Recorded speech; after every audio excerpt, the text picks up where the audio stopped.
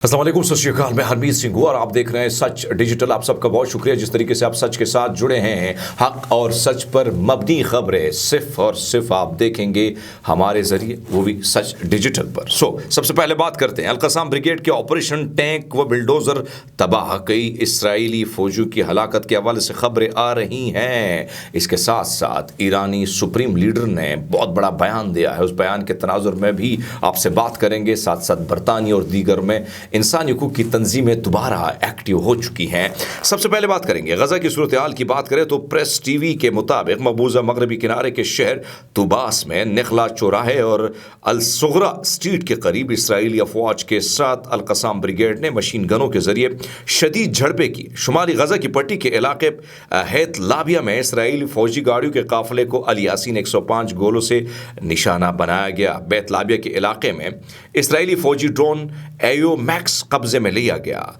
असलान इलाके में अल यासीन 105 गोले से एक मरकावा टैंक को निशाना बनाया गया। मकबूजा मगरबी किनारे के शहर जेनियन के इलाके अल नसीम में एक D9 फौजी बुलडोज़र पर पहले से नज़ब धमाकाखेज़ मवाद फूटा गया, जिससे तबाही मच गई।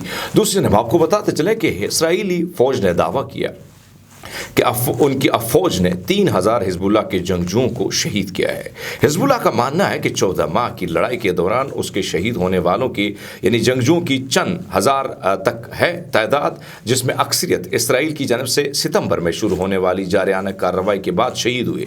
ताहम हिजबुल्लाह जो अपने हर शहीद का बाकायदा नाम और लिस्ट जारी करते हैं, अभी तक उन्होंने इस हवाले से कोई तस्दीक नहीं की। जैसे तस्दीक आती है मैं आपके सामने रखूँगा ये सारी चीज़ें। इसी तरह आपको बताते चलें कि एक तरफ तो ये सूरत हाल है, दूसरे में आपको ये बताते कि इस वक्त ख़ास कर अगर बात की जाए इसराइल के दीगर मामलात के हवाले से, इसराइली आर्मी रेडियो के मुताबिक जुमरात के रोज़ जनूबी लेबनान के गाँव मरकबा में एक गाड़ी के करीब इसराइली ड्रोन ने हमला किया, जिसमें 3 अफराद ज़ख्मी हुए। और ये वाक़या लेबनान में जंग बंदी के नाफिज करने के सिर्फ एक दिन बाद पेश आया। यानी एक तरफ तो सीज़ फायर के हवाले से मिन्नत तरले इसराइल कर रहा है, दूसरी तरफ उस सीज़ फायर के वजह से बात बढ़ती है तो फिर जाके ड्रोन का हमला कर देता है। ईरानी रहबर इनकलाब इस्लामी सैयद अली खामनाई ने इस बात पर जोर दिया कि तूफ़ान अल-अक़सा को ख़त्म नहीं किया जा सकता, और ये भी कहा कि सयूनी काबिज़ रियासत ज़वाल के लिए मुक़्तदर है। ईरानी वज़ीर ख़ारजा अब्बास इराक़ची ने अपनी तरफ से जोर दिया कि इसराइली वज़ीर आज़म नेतन्याहू को जनूबी लेबनान में भारी नुकसान उठाने के बाद अमरीका की मुकम्मल हिमायत के बावजूद जंगबंदी की दरख्वास्त पर मजबूर होना पड़ा।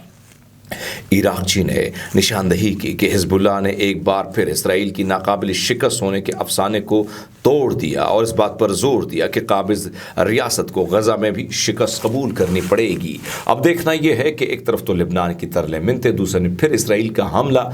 आगे जाके क्या होगा इस पर भी हम गहरी नज़र रख रहे हैं और आप सबको बाखबर रखेंगे। लेकिन इस वक्त जो ईरान है वो ये बात कर रहा है कि हमास के साथ भी जो है देखना होगा कि वहाँ पर भी इसराइल को हथियार डालने होंगे, नहीं तो फिर मामलात किसी न किसी जगह पर जाके फिर ख़त्म हो सकते हैं।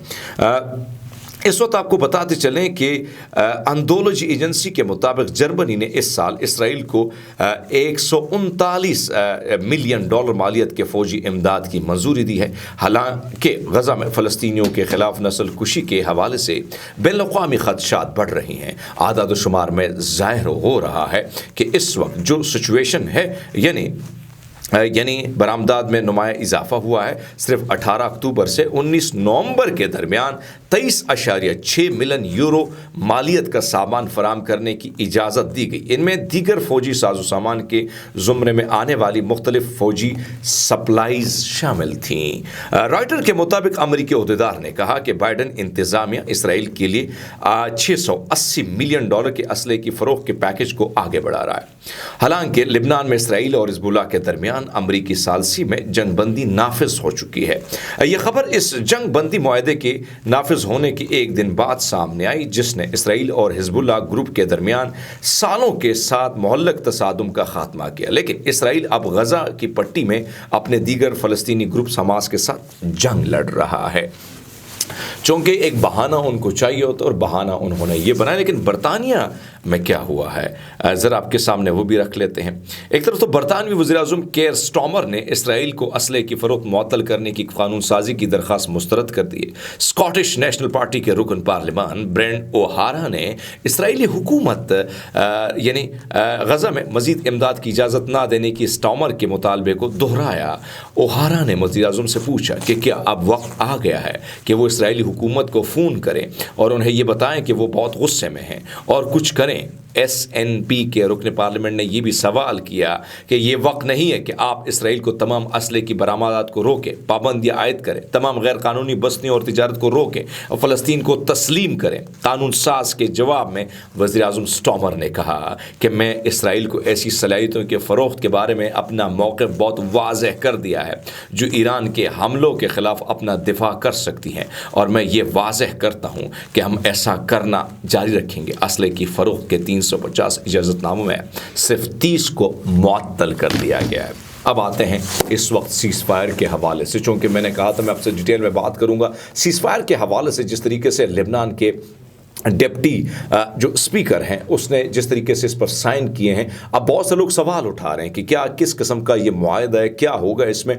एक तरफ तो अगर देखा जाए इसराइल ने जिस तरीके से रूस के ज़रिए मिन्नतें तरले की, दीगर ममालिक को शामिल किया, अमेरिका के दीगर नुमाइंदों को शामिल किया, मैं थोड़ा सा आपके सामने लेबनान का जो नक्शा है वो आपके सामने रख लेता हूँ। लेबनान जो है वहाँ पर अगर आप देखें तो क्रिश्चन है, जिविश हैं, वहाँ पर मुसलमान हैं, वहाँ पर शिया हैं, वहाँ पर सुन्नी हैं, दीगर फ़िरक़ों के लोग भी हैं, वहाँ पर मुख्तलिफ मज़ाहिब के लोग हैं।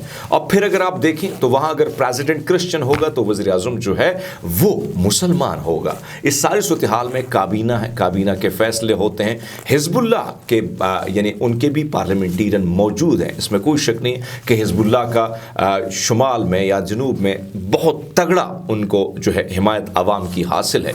लेकिन इस सारी सिचुएशन में फ़ैसला चूँकि इस वक्त हिज़्बुल्लाह यानी लेबनान के डिप्टी स्पीकर कर चुके हैं, तो अब इस सारी सूरत हाल में किसने क्या खोया क्या पाया ये एक अलग टॉपिक है। लेकिन अगर आप देखें सारी सिचुएशन में आप अंदाज़ा लगा सकते हैं कि इसराइल ने कितनी मिन्नतें तरले की हैं सारी सिचुएशन में कि हिज़्बुल्लाह के साथ ये मामला तय हो जाए तो फिर आगे देखेंगे कि क्या करना है। अब अगर हम देखें, मैं आपके सामने इस खबर को इसलिए रख लेता हूँ कि सीज़ फायर के हवाले से, एक तो मैं जब जंग शुरू हुई थी तो मैंने शुरुआत की थी व्लॉग पर और ख़ासकर फ़लस्तीन के हक़ में हमने बात की।